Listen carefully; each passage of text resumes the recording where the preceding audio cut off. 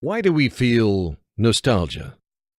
In the late 17th century, a medical student named Johannes Hofer noticed a strange illness affecting Swiss mercenaries serving abroad.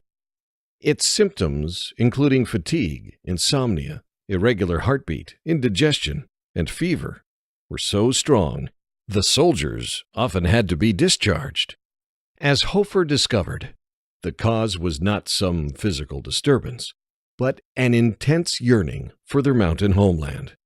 He dubbed the condition nostalgia, from the Greek nostos for homecoming, and algos for pain or longing. At first, nostalgia was considered a particularly Swiss affliction.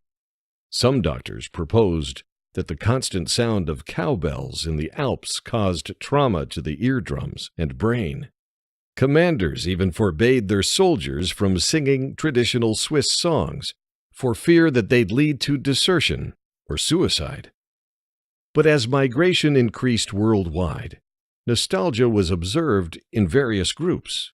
It turned out that anyone separated from their native place for a long time was vulnerable to nostalgia.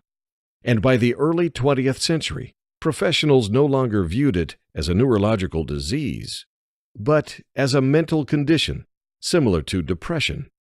Psychologists of the time speculated that it represented difficulties letting go of childhood, or even a longing to return to one's fetal state. But over the next few decades, the understanding of nostalgia changed in two important ways. Its meaning expanded from indicating homesickness to a general longing for the past, and rather than an awful disease, it began to be seen as a poignant and pleasant experience. Perhaps the most famous example of this was captured by French author Marcel Proust.